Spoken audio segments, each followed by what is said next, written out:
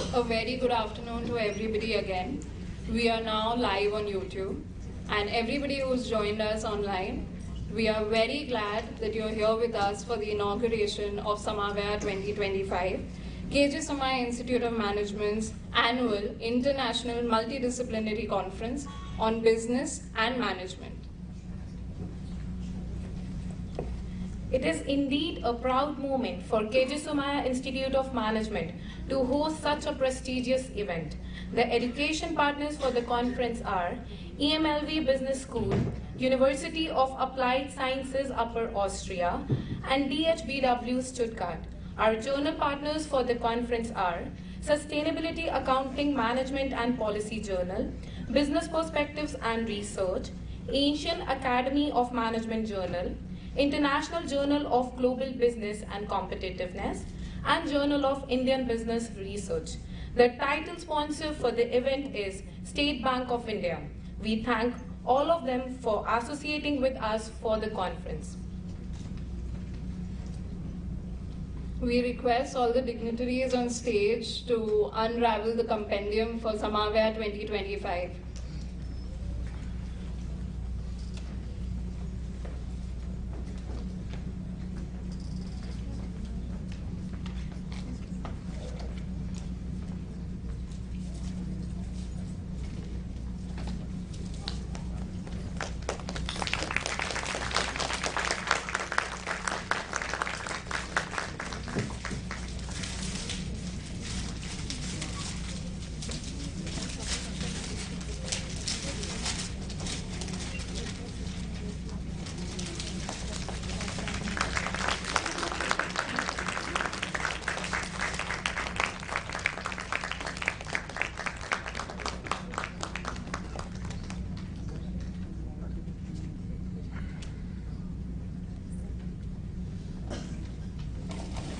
Now, may I please invite Dr. Shailaja Karve, co-convener of Samavaya 2025, to address the gathering.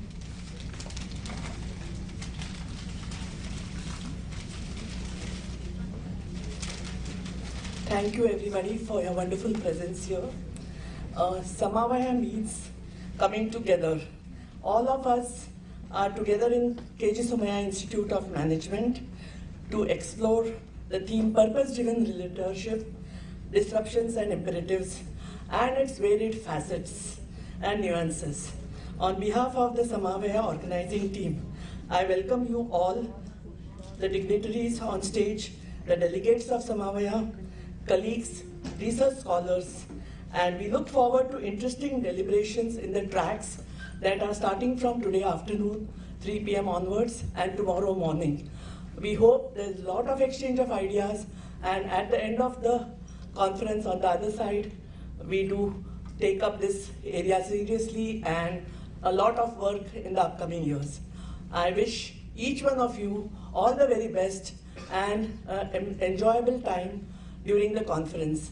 I hope you meet many people and network and take this opportunity to make your ties more closer. Thank you so much. We request Dr. Raman to present a hand-woven shawl crafted by the artisans of Somaiya Kala Vidya from Kutch as a symbol of gratitude to our esteemed guest, Dr. Binish Desai, Dr. Justin Paul, and Dr. Ranjan Chaudhary.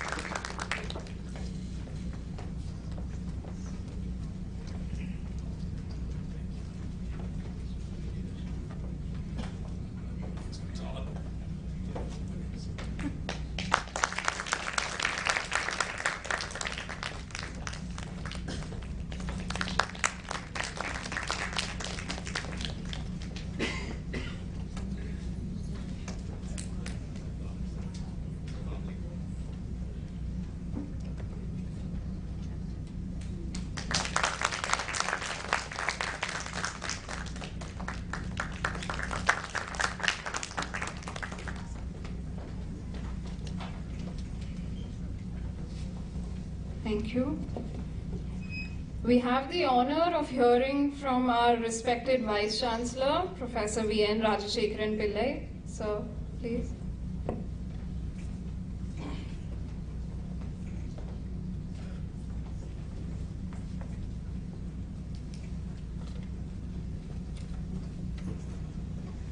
Dr. Ranjan Chaudhary, Dr. Binish Desai, Dr. Justin Paul, my colleagues from the KJ Somaya Institute of Management, other invitees, ladies and gentlemen. First of all, let me congratulate the KJ Somaya Institute of Management for organizing Samavaya, which is with the theme on purpose-driven leadership,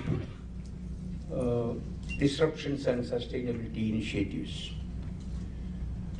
I wish this program all success. I congratulate the organizing committee and the institute as a whole for organizing an event of this kind today. I have gone through the detailed program. Of course, you know that I am not an expert in management or such subjects, but I understand the importance of Samavaya. Samavayam, it is consensus also, no? Its meaning is consensus also. You mentioned that it is consensus also. So probably we have to think about what is, for example, even the definition of purpose. The purpose when it comes to a management or business institute is profit, is maximizing profits and all that. But in the modern day perception, the purpose could be a societal impact and stakeholder perception also. Probably that is again a disruption regarding the word of the meaning of the purpose. When it comes to purpose-driven leadership, definitely we have to think about enhancing the brand reputation, attract and retain talent, and foster innovation. And you are going to analyze from the, I understand that you are going to analyze how disruptions driving purpose-driven disruptions and sustainability affect the purpose-driven leadership. So when it comes to disruptions, we hear technological disruptions happening in a very big way, social and environmental disruptions happening in a very big way, and also geopolitical disruptions. It's unimaginable, the type of geopolitical disruptions happening. So each of these things is definitely intervening and impacting our purpose of whether it be business or whether it be any human intervention. So it's very important that a management institute should look at these possibilities. But when it comes to sustainability, of course, the first and foremost we hear about the environmental sustainability, economic and then the economic sustainability. Earlier, probably we used to give more emphasis on economics, but now probably we have to think about more about environmental sustainability. That is the way the management of industries, management of institutions all over the world are going. So there has to be some sort of an adaptive leadership. We have to understand the disruptions and we have to be cognizant of the sustainability initiatives, and then we have to adapt our leadership drive, leadership intervention into such a way. There is nothing which is constant. We have to be adaptive. Only those leaders who can just resort to adaptive leadership probably can success. They should understand. They should understand what are the disruptions happening, what is the cause of these disruptions, what could be the ultimate, the current, and maybe the ultimate effect of the disruptions. All these things need to be analyzed. I'm very confident that the type of deliberations which are going to happen in this for these 3 days will pave the way of discussion and dialogue.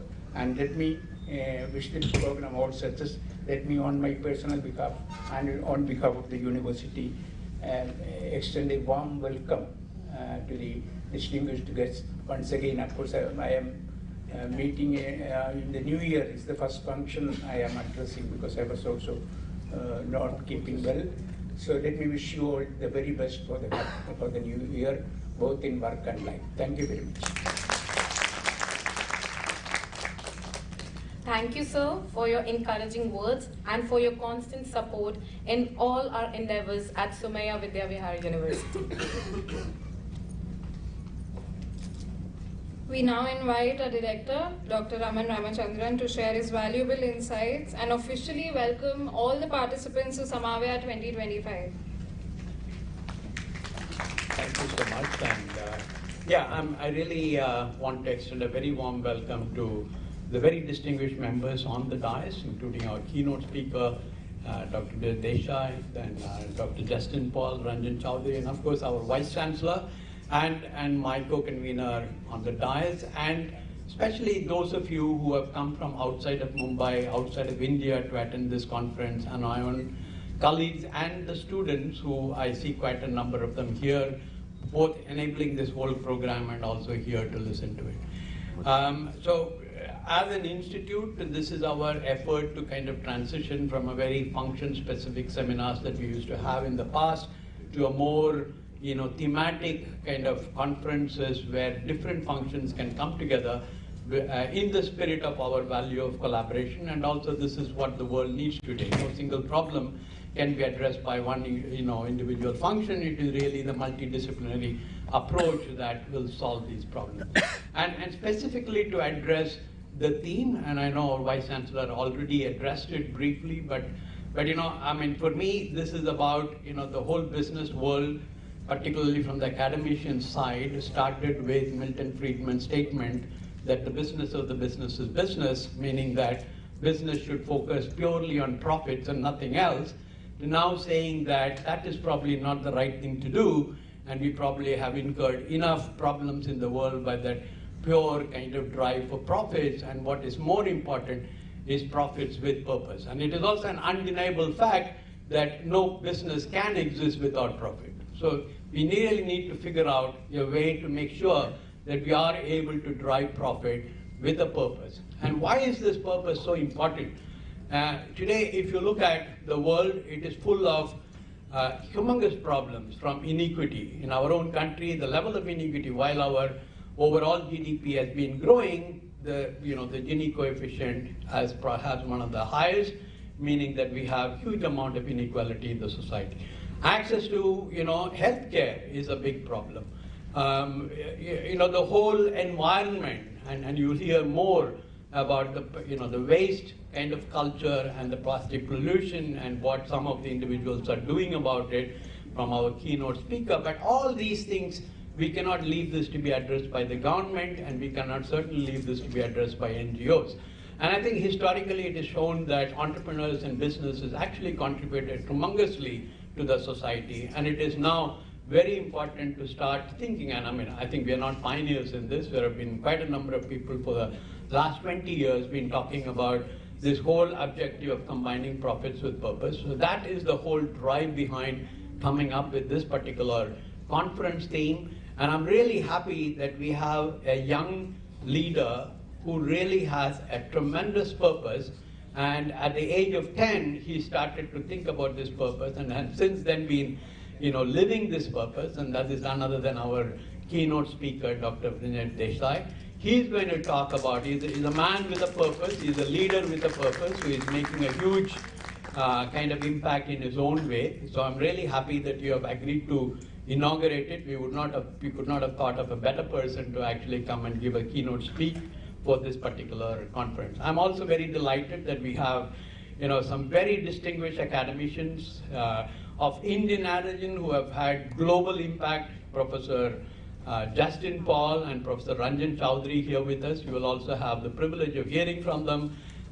So with that, I want to again welcome all of you, and want to kind of next 2 days, please make the best use of it. I know that we already had 1.5 days of very, very impactful and exciting workshop. I didn't have the privilege of attending some of it, but some of my faculty have been telling me that it has been one of the most fruitful kind of sessions that we have had. So thank you for those of you who have facilitated that. So with that, thank you very much, and I really look forward to the rest of the conference. Thank you.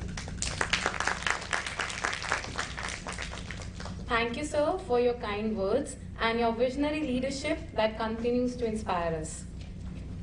And now it's time to introduce our guest of honor, Dr. Justin Paul, globally renowned Editor-in-Chief of International Journal of Consumer Studies, Dean SBM and Provost, Management Education, NMIMS, and a renowned academician. He is known for his pioneer of many frameworks like the Mastige and the CPP models. Sir, may I request you to address the gathering, please?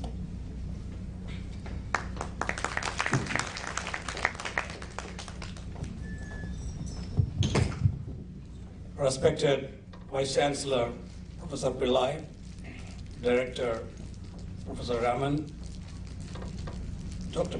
Binish Desai, Ranjan Chaudhary, and ladies and gentlemen, it's an honor for me to be here to be part of this conference and share a speech as guest of honor. I've been spending 50 or 50 to 55 hours on an average every week for the last 5 years as editor-in-chief of IJCS, the consumer research journal with the highest impact factor in the world, looking at 3,000 manuscripts, selecting 100 manuscripts out of 3,000 yearly basis. Just moved back to India 8 months ago, still on my long leave from my American university, so don't know whether we'll go back or stay in India. So, but research is part of my blood and research is part of my life, and research is an integral part of academia these days, and I would like to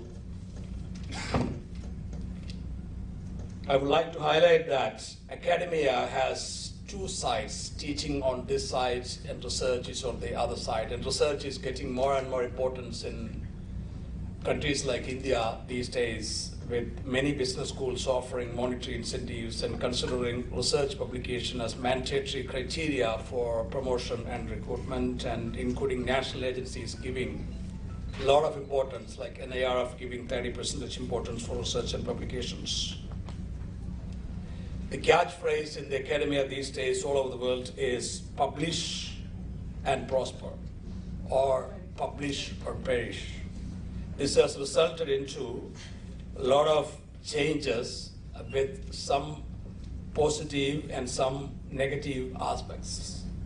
Journal quality and rank is also a debatable topic. Publishing in a journal with high impact factor is a challenge. Therefore, those who have information, knowledge, ideas, expertise, and experience tend to have relatively high probability of acceptance. Crafting an article for a premium journal is an art as well as science at the same time. This being a research conference, I thought about talking about publishing, because if I don't talk about publishing in this conference, I'm the only chief editor of a major academic journal here, so then, it would be unfair for the audience. Therefore, I would like to talk about some reasons for rejection so that you will not get disappointed if your papers get rejected. I have an article titled Publishing in Premier Journal with High Impact Factor and Q1 Journals, Do's and Don'ts, in case if you want. This is an open access article from International Journal of Consumer Studies. Please download, and everything is explained with specific do's and don'ts, and in case if you don't have internet access with bandwidth, I will be happy to send it to you free of cost. Because of the increasing importance of research, there are also ethical and unethical practices in the field. Nevertheless, it is important to understand the reasons for rejection so that you can minimize the rejection probability. A paper can be rejected because of lack of originality and uniqueness. A paper can be rejected due to lack of scholarly presentation. A research paper can be rejected due to insufficient impact. A research paper can be rejected due to flawed design. A research paper can be rejected due to flawed methodology. It can be rejected due to unsupported results. It can be rejected due to lack of flow or language quality problem. A research paper can be rejected due to narrow topic. It can be rejected due to unscientific content. It can be rejected due to plagiarism or similarity or self-plagiarism. A research paper can be rejected because of outdated literature review. A research paper can be rejected because of lack of conceptual contribution. And a paper can be rejected due to repeat research topic. It can also be rejected because the journal that you submit is out of scope. For example, our journal, International Journal of Consumer Studies, we cover consumer-related marketing, we cover information technology related to consumers, we cover finance related to consumers. But in case if something comes beyond that, we cannot consider. That is, every journal has its own scope. So you have to also understand the scope of the journal, and I would like to suggest you to submit to a journal from where you have a reference that shows the match between your work and your target journal. I have published maximum papers, and with the grace of God and with the grace of all the researchers, I have the highest number of citations in the entire field of business and economics among the people based in this country, with my citations increasing at 1,000 per month these days. So what I'm trying to say is that research can be recognized. When Web of Science, somebody will recognize you. I just want to motivate you. When Web of Science send me highly cited researcher certificate, which they give it to 70 people every year in the world, in every subject area. In the business and economics last year, I was there for the last 2-3 years. And when I shared that on LinkedIn, a university from Europe sent me an invitation that if you'd like to have you as visiting professor, we are happy to give you €500 every month just to list your name on our website, and you can visit us once in a year. So which is a recognition. So and Ranjan Chowdhury and myself got honorary doctorate because of our research achievements. So a lot of things come on your way when you have accomplishment in research, because research and publications will give you an edge, sometimes automatic edge, sometimes it takes time to get recognition in research because academia moves very slowly. It's not a fast field. So your car might move faster than academia. So Nobel Prize will come to you only after you turn 70. So that is how the academia moves. So now I would like to give you some ideas about crafting an article so that you can increase the chances of acceptance when you have an article. Your abstract is very important, and it has to be very precise, and your purpose of study, your originality of the study should be part of your abstract. And then goes to introduction. In the introduction section, you need to highlight the research gap and what pioneering work you have done. Otherwise, your paper will get rejected, because journals are there to consider research papers which are original in nature and scope. Otherwise, they might reject your paper. Your title needs to be very precise. It should be maximum 8 words or 9 words. It should not be 20 or 25 words. And you need to have a topic that is not narrow, that is not too broad. And then master the art of academic writing. It is very important. Even the discussion section. Findings of the study, implications for theory, implications for practice, or implications for managers. All these need to be classically and scientifically presented under discussion section. And limitations and directions for future research also can be part of your discussion section. Conclusion needs to be written in your own words. With this, I would like to very specifically give you some do's and don'ts so that you increase the chances of your acceptance. I do have another important meeting called by our chancellor, so if I don't go there, maybe I might lose my job, so I have to go back. So I will finish my speech in 5 or 10 minutes. So do plagiarism check before submission, refine your paper many times, and develop it like a diamond. Follow generalized approach. Focus on the contemporary importance of your topic instead of highlighting the context. Include recent references from target journal. Do original research with newness and novelty, because journals are looking for papers with newness and novelty. Design mixed method studies instead of just having single study or multiple studies in the same paper. Do robustness checks such as common method bias or multicollinearity, such kind of things if you are doing an empirical analysis. Invite co-authors from well-known institutions or established co-authors who are very well known in your subject area. That also will help you. That helps in every subject. My brother did PhD in polymer technology from a foreign country, and in that subject also they do the same thing. His guide was Korean, and his guide always recommended him to add an American co-author to increase the chances of publication. So I'm not asking you to necessarily do that, but that increases the chances of publication. And develop a precise yet comprehensive manuscript, and learn the art of writing sentences precisely, and ensure that manuscript is perfect with conceptual, theoretical contribution. Refine your paper like a diamond, and analytical and presentation dimensions are also important. Get your manuscript English edited and proofread by someone else. It's very important. And also, you don't have to spend all your time to change your reference formats these days, because journals introduce your paper your own way concepts. And go for experimental studies if you're a marketing researcher. Download and read Craig 21 from Journal of Strategic Marketing if you're doing a qualitative paper. And go for covariance-based structural equation modeling if you're doing a study with structural equation modeling, and refer a guiding article by Dash and Paul 2021 published in Technological Forecasting and Social Change if you're doing SCM analysis. And if you're doing experimental research, refer or read Stoner Jennifer 2022 published in IJCS on experimental studies, guiding researchers for experimental studies. And there are so many do's and don'ts in research field, and it is also important, and in case if you get disappointed by several rejections, never get disappointed. It is important. And the field has also got some unethical elements. I would like to quote you some examples.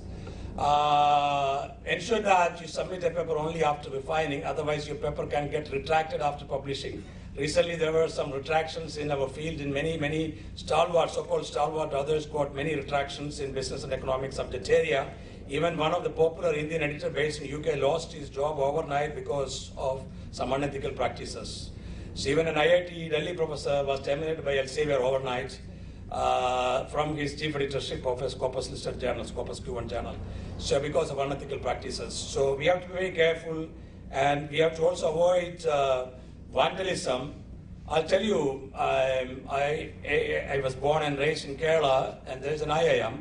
I tried to help them a little bit. 6 papers I accepted during my own tenure. I have to admit that I helped them. 7 papers submitted by dean and director was very low quality. We had to reject it. And then they had given me a title, Distinguished Visiting Scholar. So try to avoid vandalism. And they removed my photo from the IIM website. You know what happened? So vandalism. So if you do that, after that also they kept submitting papers. Should I accept it or not? So and there are a lot of things, and it has happened to me also as an author. When my paper took 6 months from a journal to get desk rejection, I was very upset, and I had sent a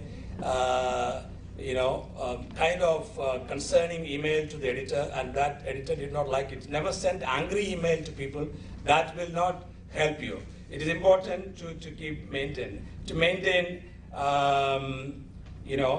decency and be patient. Patience is very important in this field.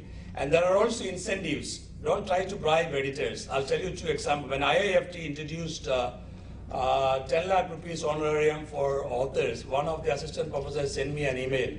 Sir, can you accept my paper? I will get 10 lakh rupees after paying tax, 7 lakh rupees. I will pay you 3 lakh rupees donation and honorarium. So the same way Indians are paying to IAS officers.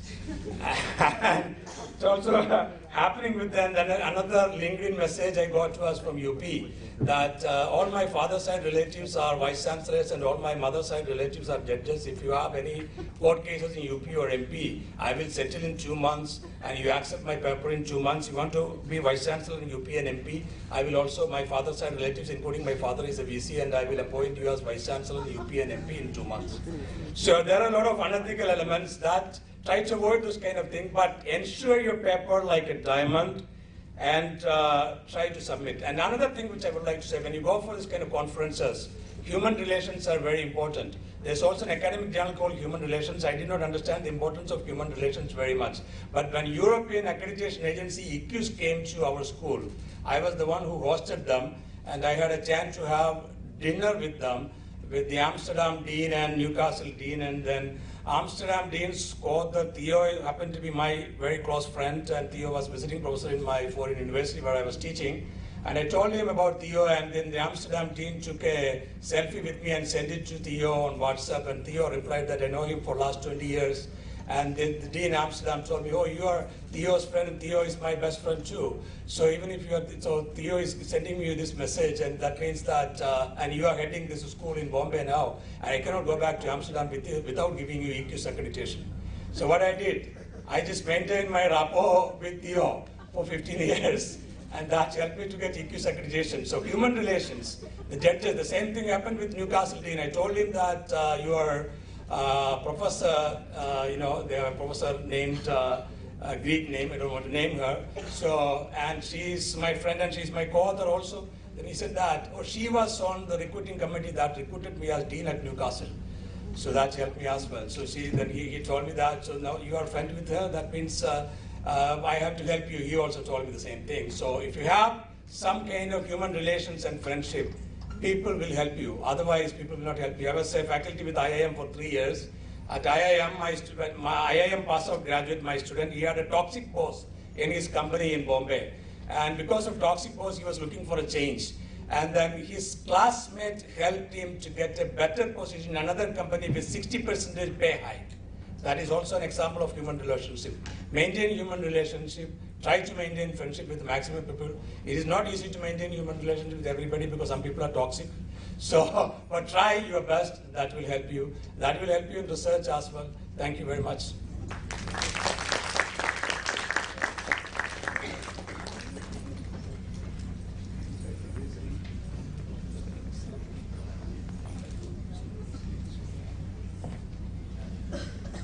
Thank you, Dr. Paul, for that insightful address. And your presence and work continue to elevate the discourse in academia.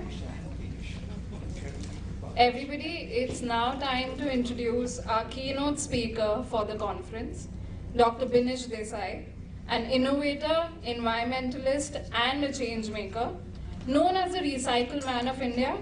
Mr. Binish Desai has transformed environmental engineering and waste management with over 150 eco-products.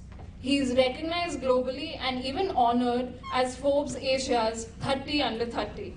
Dr. Desai, your journey has been nothing short of inspiring. From bricks made out of industrial waste to promoting circular economy, your work embodies the essence of innovation for social good. Dr. Desai, may we request you to grace the audience with your words?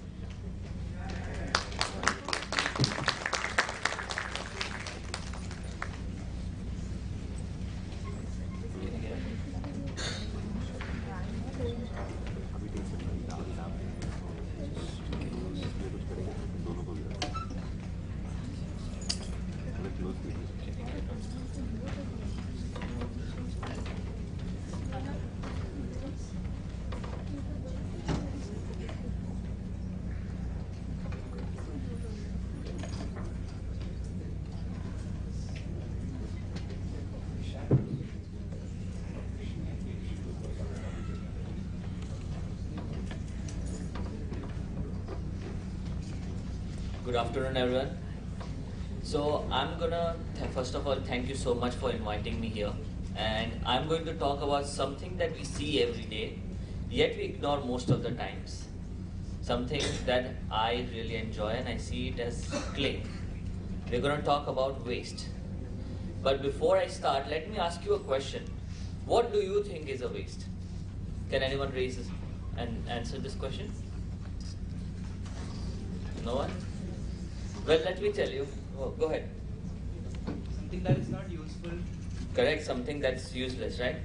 When you walk or when you are going in nature, we always realize that everything we see as waste is always man-made. The reason is there's no concept of waste in nature. It is us humans who have created it, and hence it's our duty to get rid of it. So how did waste come into existence, right? If nature does not have waste, then how did it come into existence? Well, millions of years ago, before man and technology evolved, everything from the food we ate to the clothes we wore to the shelters we lived in, everything would go back to nature. But with the evolution of technology, material have become more and more complex, and hence the nature is taking much longer time to process these materials, and that is why waste exists.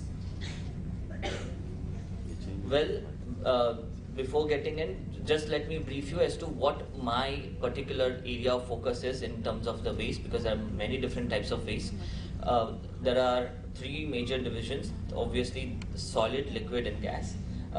My major focus is the solid waste because that's one of the biggest issues that persists apart from the liquid and gaseous ones, because they are mostly chemical based or mostly dyes and things like that, which I'm not personally researched into. When we talk about waste, there are again two different types of waste. Industrial waste, something that comes post production, post consumption, during a particular special process, or even our construction demolition. So when we are breaking down a house or constructing something new, the waste that's generated, that kind of classifies into industrial waste. And the second is the domestic waste. Domestic waste is everything related to agriculture. So it may be your farm waste, or even domestic waste can be your municipal waste that we all are basically throwing at. How many of you here, let me ask this question, how many of you here think that your dry and wet waste is not going into a landfill? Most probably everyone understands that there is, in India right now, although it's just on papers, but there is no such thing as dry and wet waste segregation.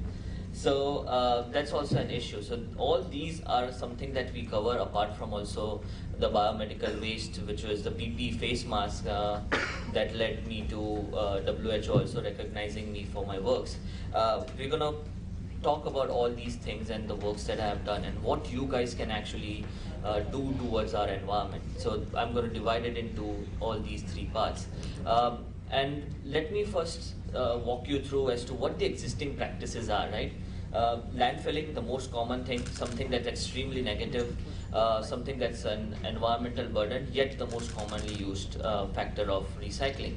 And then as we climb upwards, we hear a lot about research going on into waste to energy, but still we are not at this stage where we are producing more energy than what we are consuming, and when it comes to waste to energy plants. So still wouldn't consider it as one of the most efficient ways. Then we are left with recycle, upcycle and reuse. And the very simple difference between these three is the way we perceive things to be. For example, if you are only taking the material, you don't care how it looks like, what's it formed like, that's recycling.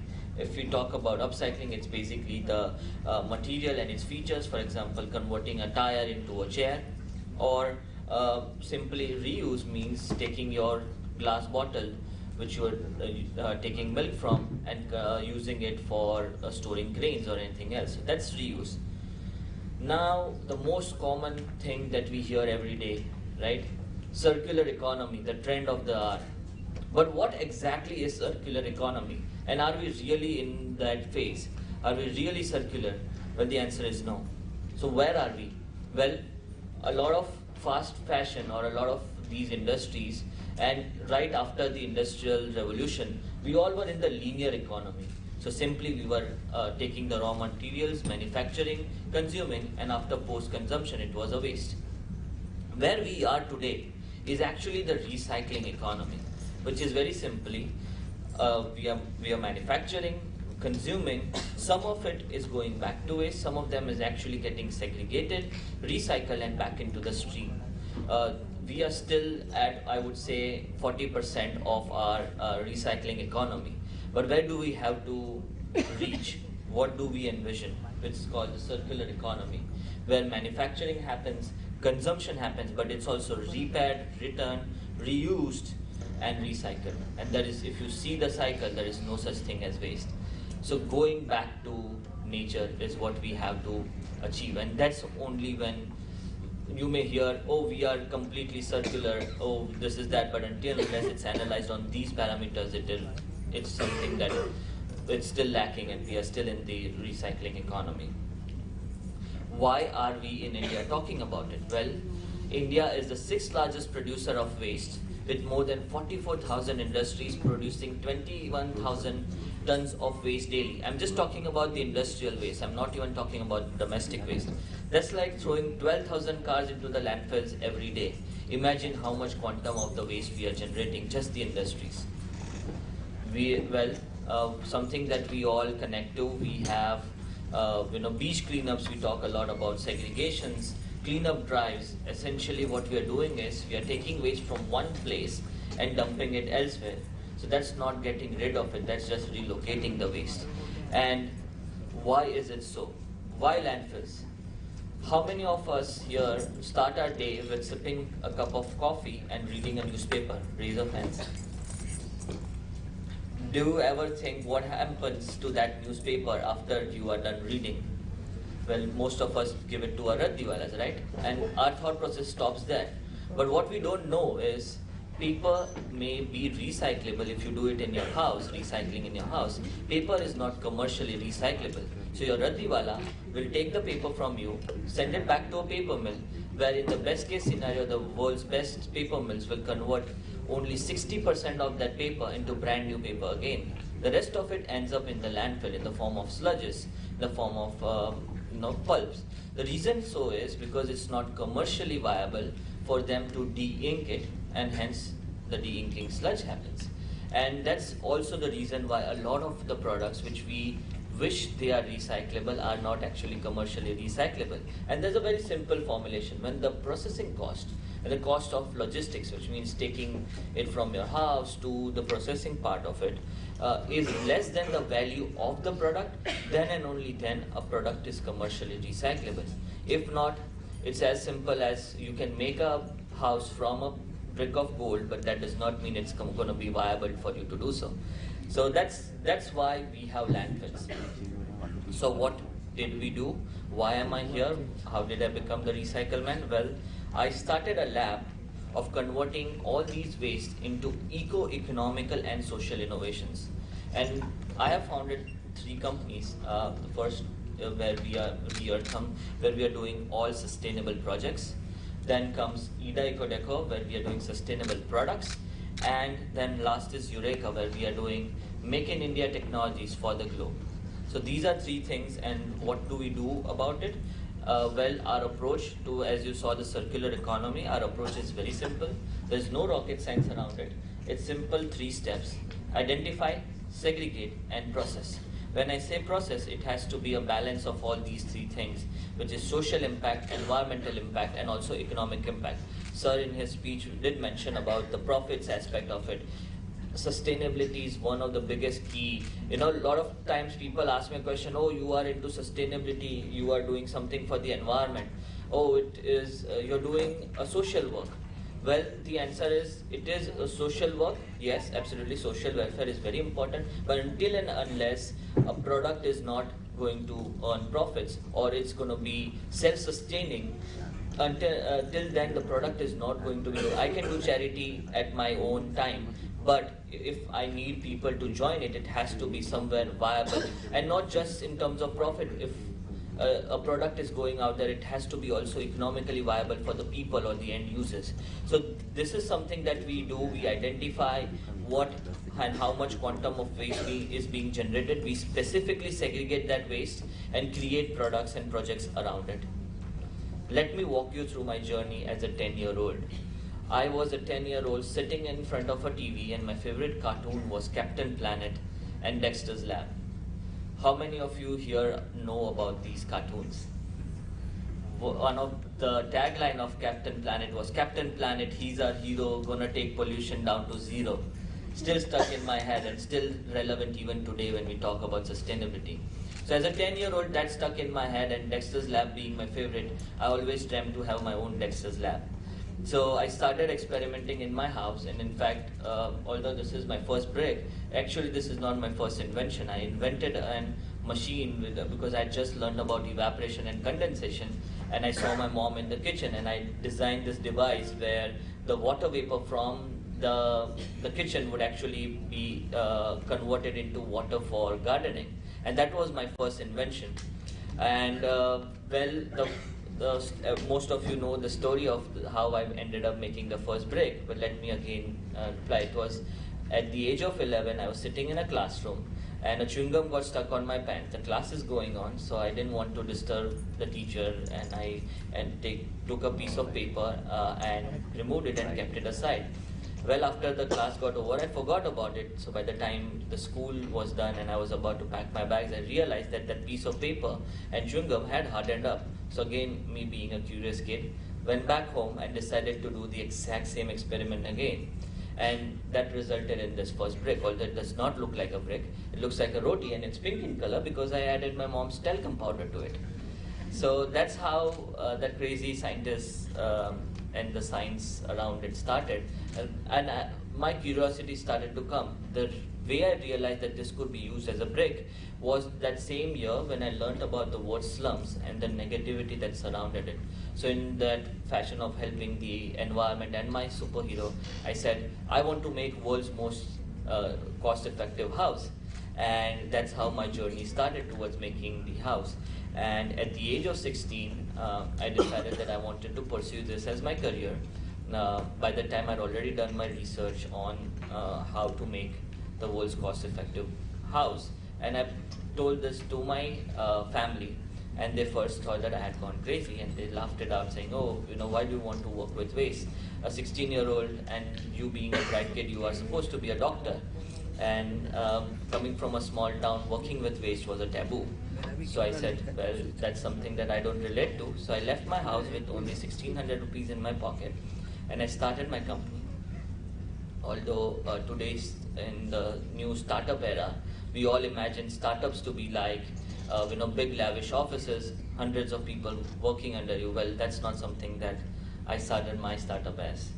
I didn't have enough money to actually even pay the laborers, so I would every day go to this paper mill, take the waste and make these bricks. And it is actually next to, my first day at work is literally next to a smelly gutter in the backyard of this, in a small parking lot in the backyard of this paper mill, but with a vision to do something. And it took me 11 months to make the first house. It was of 27,000 rupees to make the house. It's still the most cost-effective house in the world. My dream come true. I clicked pictures and I sent it to Dr. Kalam. He was not the president anymore, not expecting him to reply back, just a kid sending something to his mentor. And to my surprise, 7 months later, I get a message that he is visiting IIM Ahmedabad and he wants to see me. And that's how my journey as an entrepreneur started, because he just told me one very simple thing. Desai, if you can convince 5,000 villagers to use your product, you are successful. And I surely did. It was full of challenges. So when he said these words, I was too young to understand it, but then something struck me. I am not a businessman. I cannot understand or anything about profits or anything at that age, but what I do know is to make a product. And I very well know how my product works. So I took it to the most toughest consumer in India, which is the rural people. Because there you may take hundreds of PhD degrees, thousands of research papers, but you cannot convince them even with one test report. They need to see it to believe it. And so I did something called the layman's test, where I would take 5 bricks of mine, tell them to bring their bricks, and we would compete. I would tell them, drive a tractor around, own it, put it in water for a couple of days and see what happens, and they themselves would do it in the best case scenario. In fact, some of them would come to me and even say my bricks were grey in color. They said, oh well, upshakun hota hai, so main laal ink ke alawa kuch use nahi kar. So I even added iron oxide base to it so that it looks almost reddish in color. And so that's how over the time with these consumers, I was able to convince them. And once I was able to do that, I have never had to kind of even go out and ask them for anything more. They themselves started adapting to it. A lot of things have gone, although I have had more failures than successes, I would always say, because I learned from them.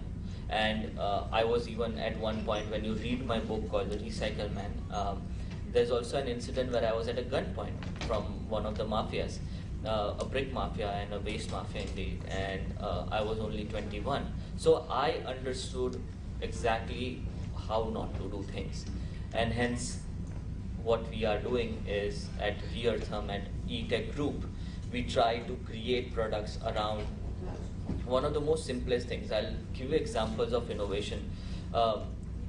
One of the times when we were making toilets, we have created 100,000 plus toilets all across India during 2014 to 2018.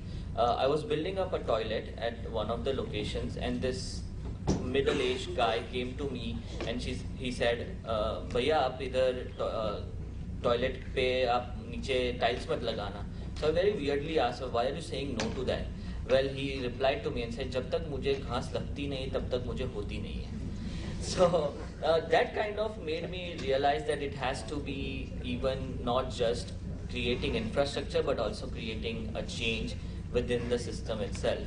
And it's not always that we sit in a place and we decide upon what is the best solution for, let's say, Kerala. I cannot be sitting in Valsad in a small town and decide for the entire country.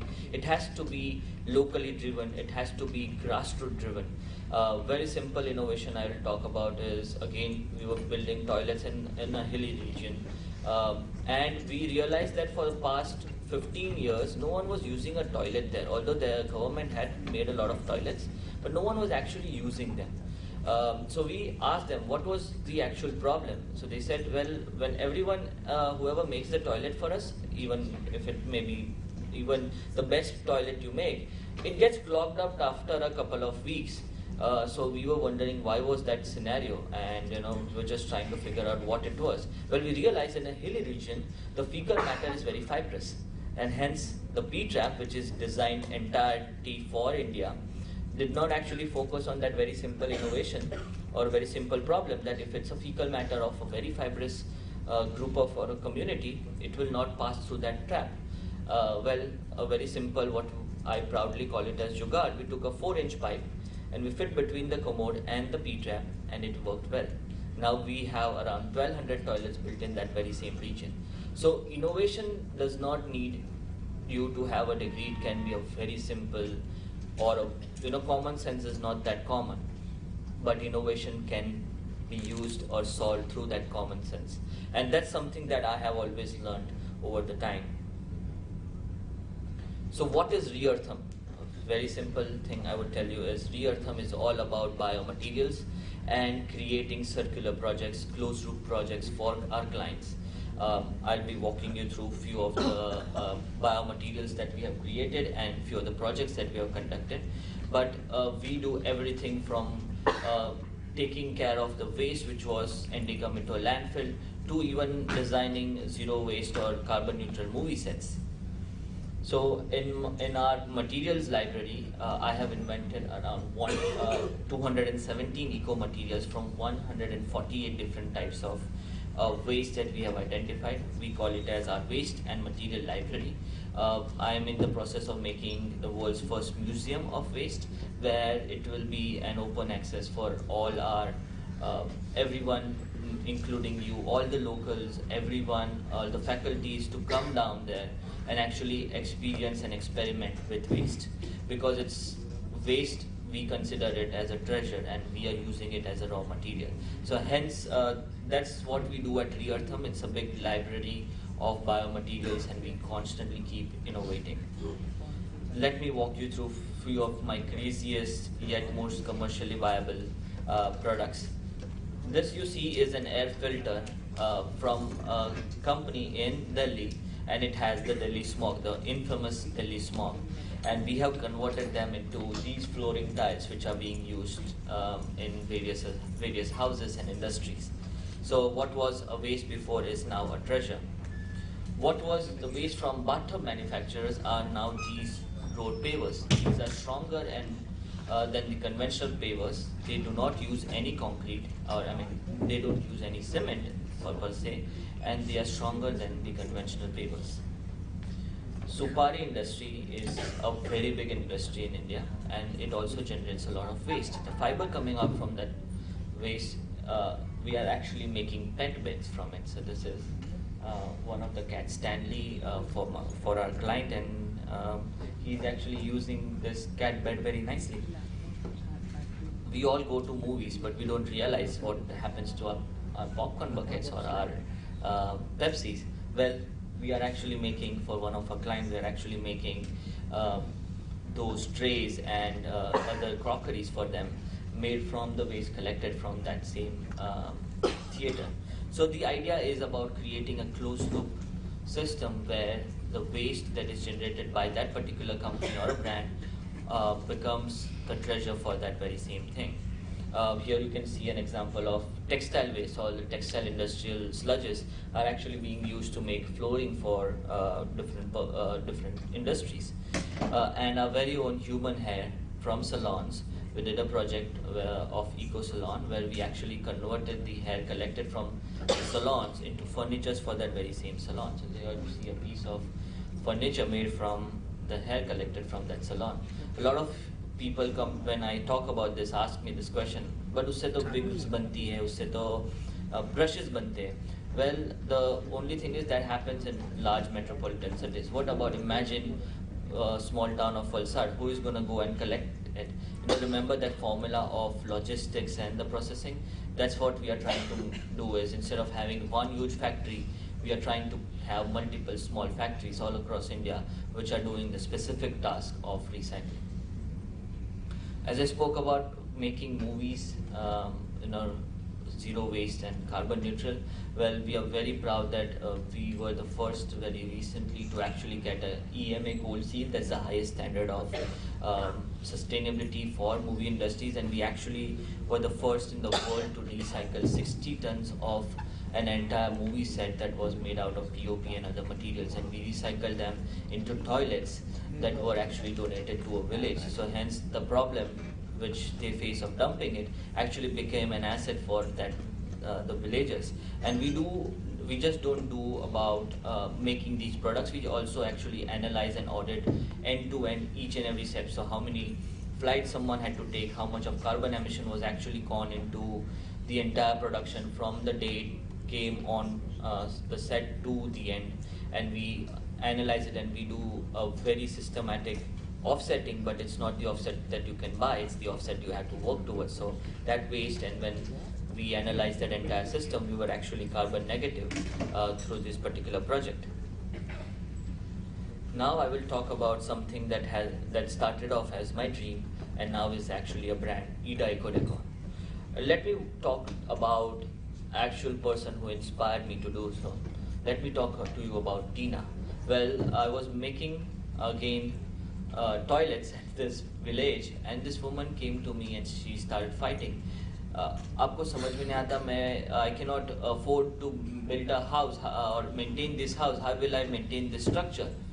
And I don't have work. I have 3 daughters to feed. Why are you building up this additional burden for me?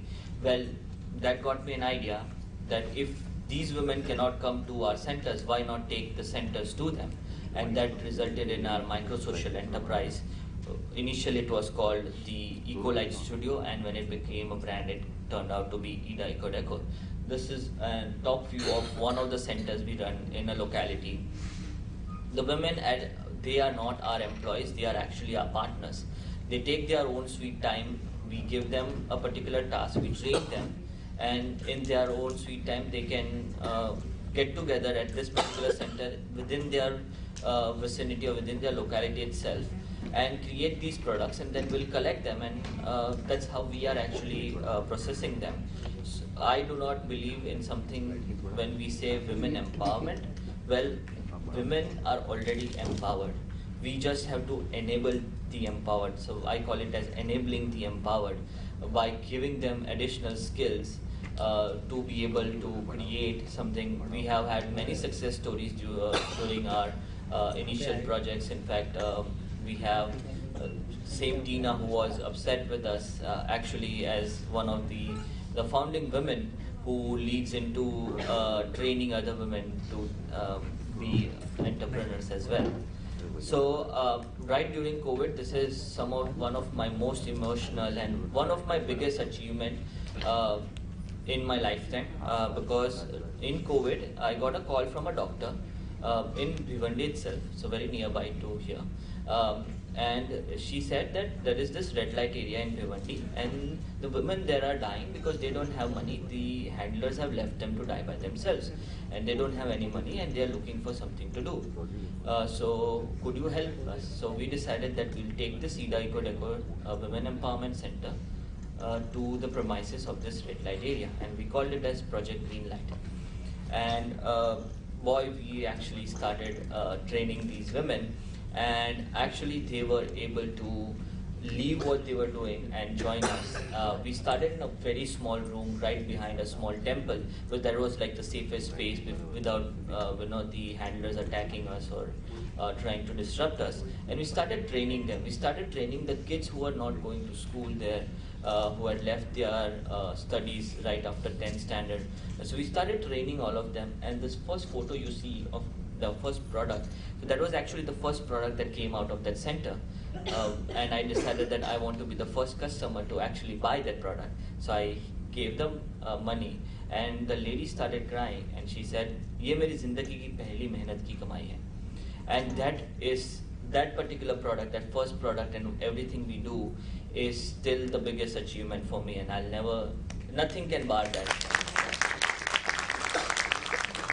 Unfortunately, right after COVID, because of a lot of interferences, a lot of pressures from different handlers and communities, we had to lower down our presence there, but nevertheless it's still there.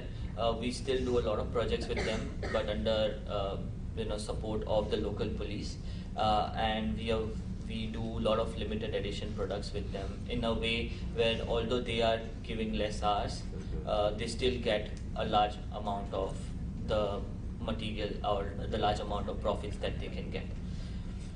In fact, let me just show you a couple of photos of how it actually looked like, and isn't it amazing? All this is decorated. It was just a simple room, and they have made all these products and decorated that entire space by themselves, and it's even a selfie point for them. So what do we do apart from that, right? What is Ida Eco Decor? It's, as I said, materials are developed by Reartham. But what does Ida Eco Decor do? Well, we focus on different waste. And one of the waste that we focus on is also coffee waste. We all, a lot of us drink coffee, but we don't realize that your 100 grams of your coffee that you drink is actually resulting in 11 grams of waste produced every time you drink it. So that's a huge quantum, and it's also a big issue. So well, we make products out of it. So you can see crockeries, we make interior products, we make furnitures, we even make clocks and bathroom accessories, all from the coffee waste. The second product that we all would usually be seeing every day is flowers. हम लोग भगवान को फूल अर्पण करते हैं. We see flowers everywhere.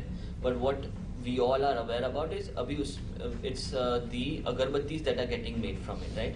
We all have seen those dhoop agarbattis and all of it. But what we don't know is that 1 gram of flower waste goes into 1 agarbatti. So if you see the actual amount of how much it's weighed, 20,000 kilograms of waste. So that's literally 20 tons of waste is being generated from the flowers every day. So you need 20,000 kilograms. So it's like, that's how much of incense sticks you would need to produce every day. So that's not a viable solution to this big quantum of waste. So what did we do with it? Well, we developed a patented technology where we are converting them into memorabilia. This is also in a way where we are incentivizing the people who are bringing those flowers to us. So we tie up with local priests, we tie up with women who go to temples every day. They collect these flowers and they bring it to our centers, and we are actually making them into puja thalis, prasad plates, memorabilia for temple trusts, various temples, Mahakaleshwar Temple, Ujjain, in Pune, Lagru Seth Halwai Temple. We are doing collaboration with all these big trusts to create products. So in fact, your smallest of coin, you see that 2-inch coin, or even this ring which I'm wearing, this ring has actually flower waste equivalent to 50 agarbattis. So just this small ring can actually create or recycle a larger quantum of waste, because 96% of this entire ring or any of our product is flower waste. So that's what we do. Even we have launched our Hanuman Chalisa, trying to go back to our roots of Pandulipis, which we all had during Gurukul system, and we have creating scriptures out of it. And the top of these two, instead of wood, they are actually flowers that were offered onto the temple of Sri Hanumanji in Sarangpur. Apart from that, we are doing all kinds of things that you can imagine. Board games. So we are tied up with many board game developers, or simple our famous chess we are creating out of waste. Furnitures, we are designing and redesigning everything that you can think, and it's truly sustainable, it's absolutely recyclable, and it's made out of recycled materials. Packaging, this is something that we all have been using plastic maximum in. Cosmetic dibbi ho gayi aapki, any type of packaging, the rigid packaging. So we have come up with a line of products that are very specific towards these rigid packaging. We are also making buttons. This is something that I personally get very excited talking about. Jewelries and even clutches. We are trying to eliminate plastics, eliminate resins from the fashion industry, and we have it like how you would buy a silver jewelry or buy a gold jewelry, that after 2 years you are done with this design and you want a brand new design. These products have value because they are 100% recyclable. Hence, we will actually recycle them into a brand new product and give you a new product again. So there is always a value attached to it. And even this watch, which I'm wearing, is actually made out of waste. And I'm soon going to be a father, so the first thing that I'm doing is also actually making kids' toys, which are truly sustainable from it. So these are some things that we are working towards. And that's something that really excites me. We are not just doing this for India. As I said, a Bharat-centric approach for the world is what I truly believe in. And hence, we started Eureka. Eureka Eco Innovations is one of our branch of E-Tech group that focuses on India's Made in India technology for the United States. So we have just been granted a patent on concrete. It's one of United States' biggest problem, garbage of bituminous. It's a coal mine waste, and you can see me standing in front of one of the 1,700 landfills that are in United States. It's spread across 800 acres, 500 feet tall, and it's all just waste which was not being used for past almost 80 plus years. So what I'm holding is actually a substitute of concrete called concrete, and we just were granted an entire process patent for the same. And we are also working with veterans of war in United States to actually give them new skill sets. The way how we are enabling the empowered women here, we are also enabling the veterans there in United States. We have worked with many customers, many brands all across different genres, different fields, and we are very much committed towards UN SDGs goals. This is something that's very important. Always analyze anyone here thinking about doing a startup or working towards it, or even in your own life, analyze yourself under these goals. We are very committed towards government, policies, maybe Swachh Bharat, Make in India, Startup India, Atmanirbhar Bharat. We are fully supportive, and our projects are based around it. And one of the reasons we get a lot of support. One of my invention was actually featured in the health bulletin of World Health Organization. When we recycle the PPE face mask, I'll be walking you through one of that technology soon. But this is something that we are very excited to do when we get an Indian innovation recognized internationally for something that we all have been doing all these years. Jugaad is in our blood, it's in our culture, and that's something that motivates me a lot. Some of the notable projects are, if you see projects Ojala, I mentioned that 100,000 plus toilets we created from the bricks that we made out of paper mill waste. The same brick, the same formulation that I invented when I was 11 years old. PPE face masks, I mentioned, we are the first in the world to recycle commercially PPE face masks right during COVID, the pandemic waste, not just the face mask but also the kits. And we actually made these bricks and we used them to make offices towards construction of buildings and all of it right after COVID, and even we created a lot of shelters for the displaced. Then for that reason, we were recognized by the World Health Organization. We didn't stop there when it comes to the PPE face mask. I wanted to do something more. When I was given an opportunity to do something unique as a symbol of what happened at COVID, we decided to do a campaign where we invited everyone from India to start collecting their face masks instead of dumping them and send it to us. We partnered with a courier company and they decided to get it for free to us. And we collected these face masks and we actually converted them into a bed. We didn't put it in a museum, we actually gave it to the hospitals as a memorabilia of everyone who lost their lives during COVID because of a lack of bed. And we continued to do so. And in 2022 we did this project, and in 23 we were actually one of the top 5 finalists at Cannes Lions Festival. So that was a project that we did, and it's something very close to my heart.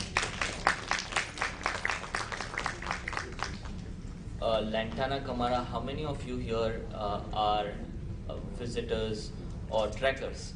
Raise of hand, anyone went trekking?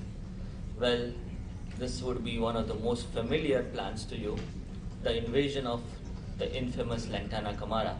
It was brought to India by Britishers in 1800s as an ornamental plant, but because of cross-pollination, it has now reached every corner of our forests, infesting 52% of our forest reserves and endangering vultures, tigers, and even the tribal living in that area, because it's so dense that it does not let anything else grow in it. It traps the animals within its mesh, and it's such a big issue. So far, the tribal have been doing their best to kind of get rid of it. They would cut it. The government spends a whole lot of money to get rid of it annually per square kilometer. They're spending around 10 lakh rupees and just to get rid of it. But there was not anything that was on a large scale that was happening on this particular thing, because the tribals were making furnitures out of it, which was not aesthetically or that strong enough to be used into the houses, so they were not able to get the right price for it. So instead of that, we actually took up this particular project where we took these small micro units to them, and we are actually making furnitures with the help of those tribal women to actually create furnitures for the entire world. So that's from Lantana Camara. That's a very simple process. You can see the plant, the entirety of the plant. We do not segregate the plant, we just will not use the stem. It is as it is, we will take it with the roots. They will sort it down, they'll cut it, and they will convert it into these panels, which can be used to make anything and everything. During Ganpati, Maharashtra is very popular for Ganesh Chaturthi, and also infamous for its POP Visurgence. Well, no matter how much ever we try to actually eliminate the use of plaster of Paris in idols, it's still out there, and until and unless it stops being used, we need a solution towards it, because it's a very big issue. So this year, last year, 2024, we decided to start one of its kind initiative. We were already recycling POPs from the movies. We decided to do and extend that same project towards also recycling the POP idols that were brought to us post cleanup. So we tied up with Beach Please is a cleanup NGO. We tied up with them in Mumbai with BMC to collect these idols. In Valsad, we collaborated with the local municipality, and we created products which we actually gave out as corporate gifts to all of our clients, and the clients also ordered some of them for their Diwali gifting options made out of it. And we even made school benches from it, which are now going to be placed very soon in government schools in our localities, all made out of this particular material. So what has been our impact so far? As of last year, we have around 18,719 metric tons of carbon emissions we have reduced from the atmosphere. 6,700 tons of waste we have recycled so far. 217 plus, this is something that's updated now. And 100,000 hours of work that we have generated for the women across all different platforms. So now enough of my journey. Now let's see how you can be a part of it. I'm going to walk you through few of my understandings about how you can be a part of the change, because I always understand India as one of the leading solution providers of technology because it's in our blood. So let's start with the most basic thing. Buy only the things that you need and not the things that you want. No matter how much ever your best or most favorite influencer tells you that this is an amazing product, buy only the things that you need, and you automatically reduce more than 60% of your waste generation just by this one simple step. Greenwashing. I was going to give another example of greenwashing, but I'm going to give you today's example about it. So I'm staying at a hotel here, which calls itself as an eco hotel. Well, when I was staying in there, I saw the toiletries there. It was in this box, covered in a plastic, casing, and a plastic toothbrush in it, and even the comb and everything was plastic. They had a refillable bottle, but on the cap of it, where they seal it, it was a plastic label. So, greenwashing is very common. Greenwashing is very simple. When a person or a company makes you think that a product is eco-friendly or sustainable, it's something that is an issue, or it's called greenwashing. How do we get, how do we get out of it? Well, very simple. Be transparent. Ask the right questions. Asking a question is not wrong. The way how you ask it may be wrong, but not a question can never be wrong. So ask questions. Ask what's going on. Ask where the waste is going. How is the product being made? So, for example, all the products that I mentioned earlier, we have a very simple, transparent policy. Every product comes with like a certificate which exactly tells you how much grams of waste was used in that particular product, who has made it, and where it was sourced from, and the entire carbon emission that went into it. So the transparency is very key. Do avoid products which have vague claims. Vegan, vegan is something where it's not animal based, right?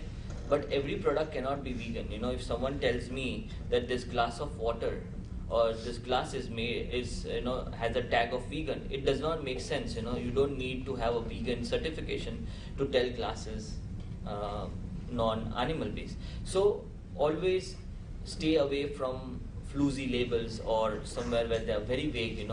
Oh, we are eco-friendly, but how much eco-friendly? How much waste has gone into it? So ask those questions, and don't go for this, looks.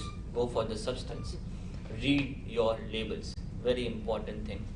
Don't get carried away by how it looks. Looks may be important, but they are not everything when it comes to sustainability or something for the environment. Although, when I speak about this at design schools, I always tell them it's now your duty to even let me stop using this particular last line towards it, because it's very important that we focus on what the substance is supposed to do, and we'll be able to avoid greenwashing. Wishwashing. Wishwashing is something that we do every day. काश ये recycle हो जाता, paper recyclable है, हमको तो लगा हो सकता है, हमारा काम थोड़ी ना है. That's wish washing or wish cycling. We wish it is recycled. Well, very simple. One of the first photo, right after COVID or right during COVID, there was this very viral video where there were these people who were telling eco bricks, right? Not the eco brick that I made, but the eco bricks, like take a PET bottle and stuff everything that's non-recyclable and sand and make bricks out of it, which can be used. Well, in a best case scenario, that's very good, but you didn't do that. A lot of people, what they did is they started collecting these bottles, stuff everything in it, and then actually throw it away, thinking that it's going to be used as a brick.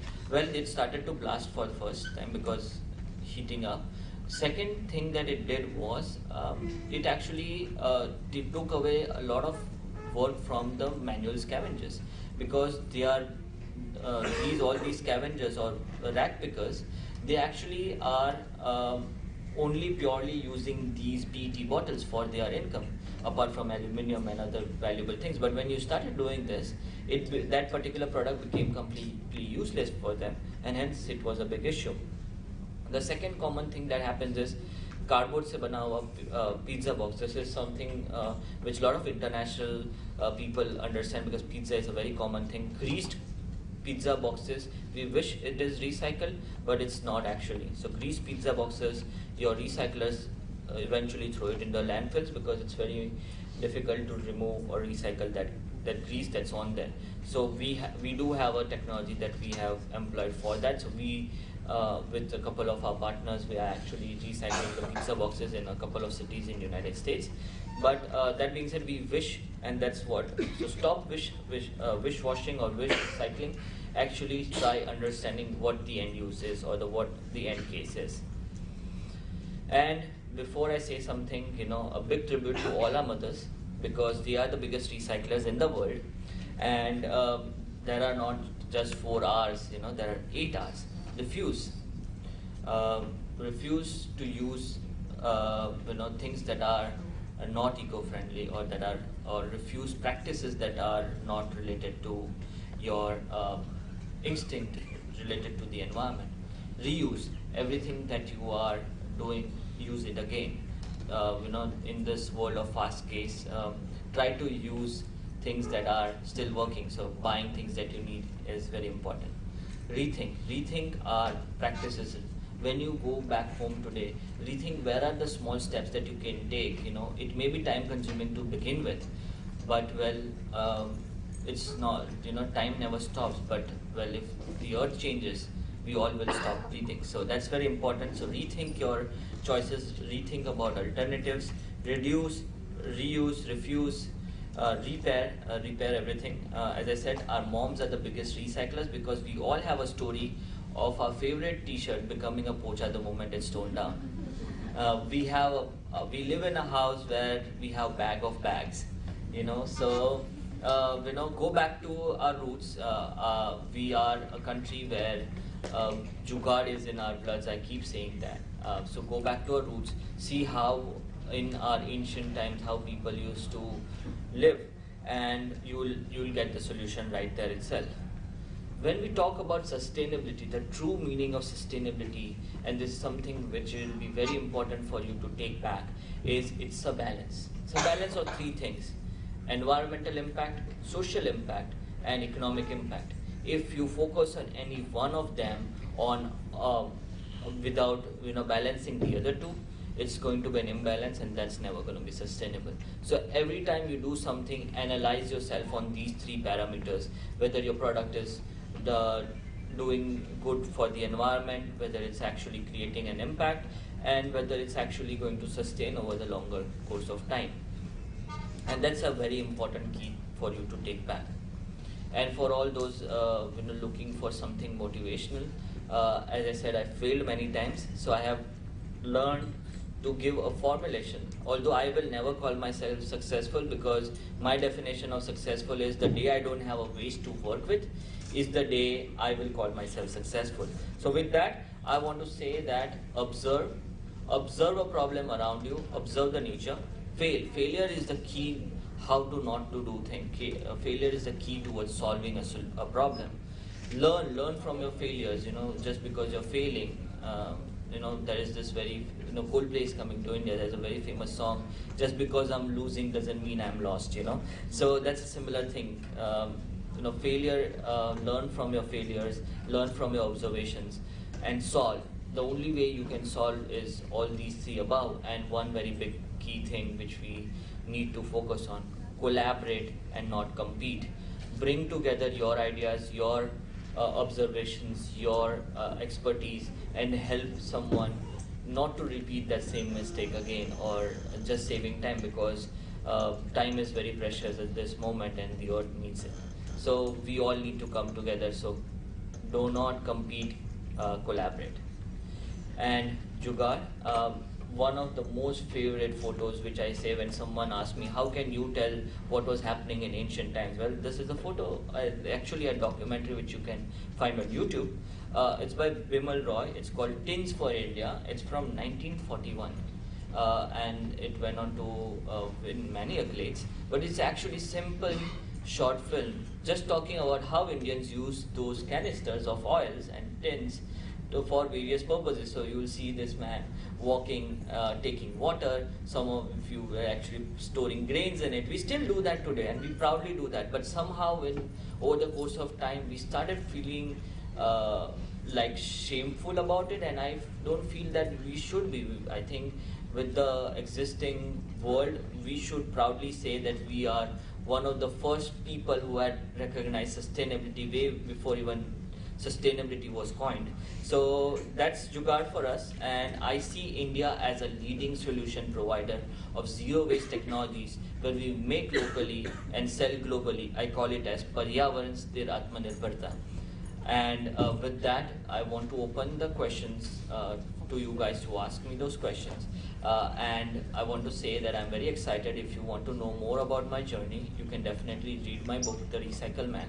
It's written by Nikhil Chandwani. Dr. Nikhil Chandwani is a famous author. He did a book a couple of years back, but we are coming back with the book 2.0, where even I'll be putting inputs of every crazy things that I've done, all my observations, how you can raise a sustainable baby to how you can live a sustainable lifestyle.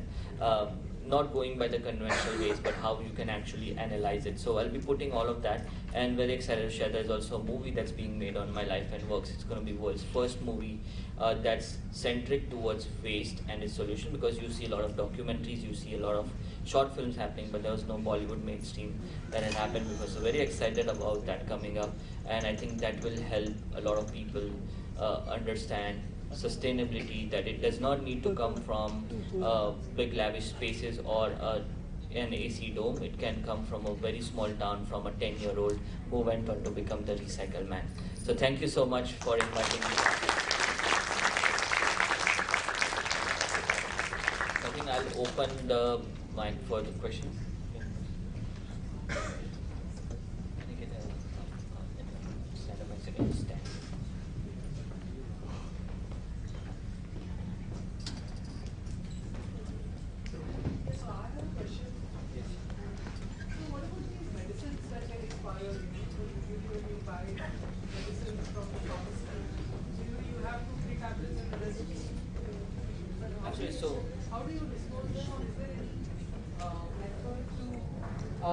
Use recycle, or how do you dispose these medicines? So, if we talk about the disposal of medications, it comes under, as there is a lot of duplications and all of it happening. So, CPCB, Central Pollution Control Board, has identified them not just under biomedical waste, but also under Article 11, which is basically hazardous waste. So there has to be a certain process that needs to be followed to be able to do that. Something that we cannot do in the house, and I would not recommend to do so as well, because it's very important. Because what happens is, let's say you understood that it's an expired product. You may throw it or recycle it. Someone may end up actually picking that up and try to sell it, because there are so many people who do not follow ethics or things around it. So that's very important to maintain that cycle. But it definitely can be recycled on a larger scale. Are there any collection centers where you can deposit old medicines? We do a system with the collection. So we are not. I would not call myself a recycler. I would call the enabler for recycling. So all the collection recycling centers, we partner with them. So one of them we did for the pharmaceutical companies for canines, so for dogs, for pets. We did that and we created products from it, but that was under a proper project. I'm not aware of the human medications that are being right now. That's a big thing, and I think Absolutely. I'm sure everybody in the house has some medicine which is expired. Absolutely. So we are coming up with specific projects soon for the casings of it. May not be the tablets, but we are definitely working on the casings, the empty case that are left after you are done with the medicines. So we should not throw the unused medicine into the dustbin. No. In the interest of time, we'll be taking just one more question. Yes, please. Good afternoon, sir. I'm Prajiti Pavaskar. So my topic, I'm a research scholar. As my topic is on solid waste, so I just wanted to ask you, okay, how decentralized waste management can help reduce the solid waste in a city like Mumbai, where we could see a rapid urbanization and the real estate market is capturing the open spaces, the public parks and all. So how can a decentralized waste management can work in a city like Mumbai? Well, the first thing is Mumbai is somewhere where decentralized system actually needs to be implemented on the first case, because we are not understanding that everything goes to a DONR, which is almost running at 110% capacity, if not more. But a decentralized system will help you segregate things that are valuable right at the source itself. Specific segregation will help you take value from it, and the person segregating that, let's say if it's a colony or if it's a building, will actually be able to benefit from the value that comes out of it. So incentivizing is very important. No one will do it if you go to, I have gone to a lot of these communities and all these buildings, and the first thing they say, sir, हमारा काम थोड़ी ना है, वो तो BMC का काम है, हम क्यों करें? So that's where the issue happens. When you start incentivizing, okay, you are collecting this much tons of waste annually, you will get this much amount. When if you are getting value from it, you are earning from it, you might as well incentivize them for it, and in that way, पहले थोड़ा you may earn less profit, but you will start creating a system which will start making you kind of run it in a more sustainable manner. So I always believe in that. For example, with flowers, we started doing that.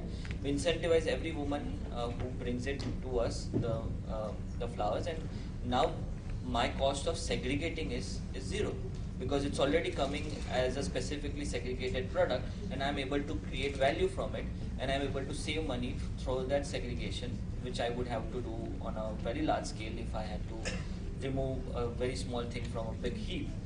So that's where just understanding how every system works, how every person in that entire cycle is responsible for, will actually help you with this particular solution. So incentives as in from the government? No, not for the government. Incentivization for the person who is actually doing it. So if, let's say, you are collecting something and you are giving, see, the government does not need incentivization. The government has to give incentivization. That's what I'm asking. Government from The the government- the incentives from the government to the... Yes, because when the government will not remove anything from their pocket unless they see something scope out of it, because we are used to repeating the same things again and again over the past years. System में नहीं change करना है, all that thing that they say. So when you start saying, okay, आपका कोई headache नहीं है, आपको सिर्फ this is how much it is, and we will take care of this part. When you show them that उनका बहुत बड़ा headache, which is maintaining the landfill, reduces, and they get accolades for doing so, they are happy with it. हमारा काम तो है कि वो waste कम हो जाए. हमारा ऐसा है ही नहीं कि वो okay, we want to be well recognized or something. उनको हो तो give everything. Every stakeholder needs to get something, then only something will work in India. So. Thank you so much. Thank you, Dr. Desai, for your thought-provoking address and for setting the tone for Samavaya 2025. Your contributions, they remind us that sustainability is not just a buzzword, but a necessity for the better future. And as you mentioned, that sustainability has social, environmental, and economical impact. And you really need to see it to believe it. Thank you so much, sir.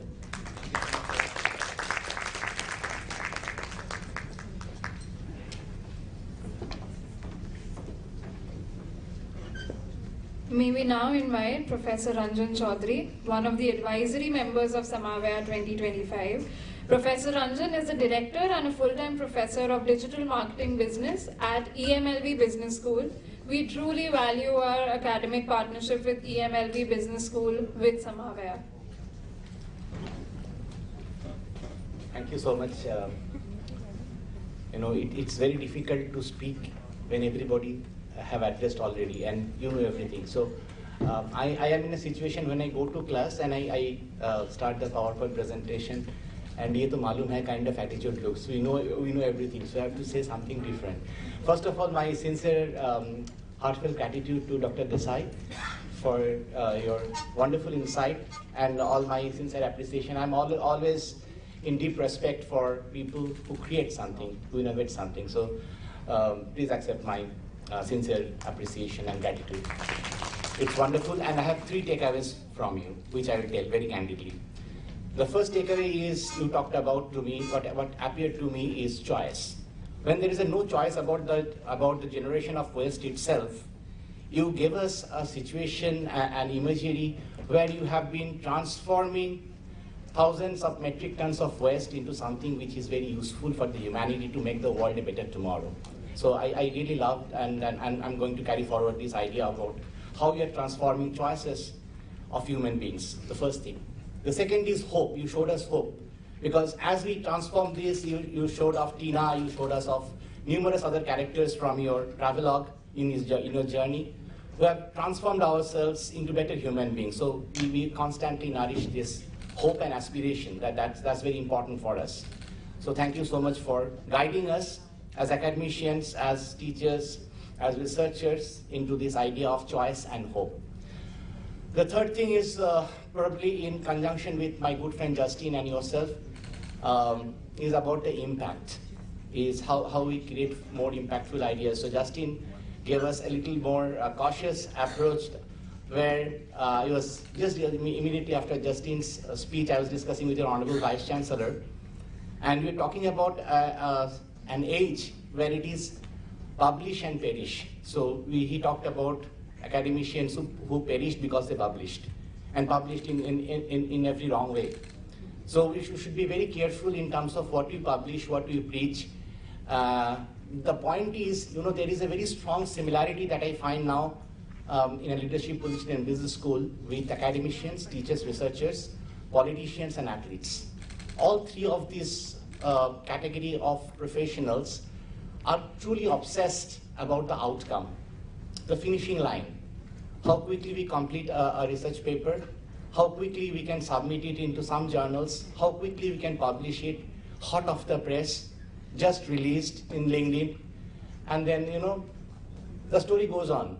For an athlete to come to the finishing line, for a politician, even if you don't have an absolute majority in the House, we have not touched the 272 mark, but still we get something from Andhra, something from Tamil Nadu, something from here, something from there, have 272 majority, running the show. Very happy for all of us. But the point is, finishing line is not very important in our lives.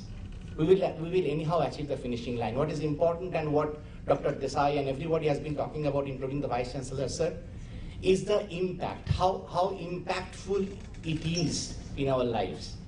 Whether they're really contributing. 2025 till 2039 is the age of generation betas, who are the offspring of the generation Zs, growing in an era of artificial intelligence mediated ecosystem.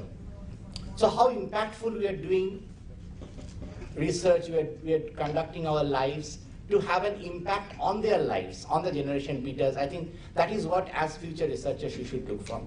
So on behalf of my president of the Pole University, Nicholas Glady, my vice president, Thierry Delecole, my dean, Duke, and myself, I welcome all the delegates to Samavaya 2025, and I wish you all a very happy and prosperous New Year and a very research productive New Year. Thank you so much all for being so patient, and wish you a great evening ahead. Thank you.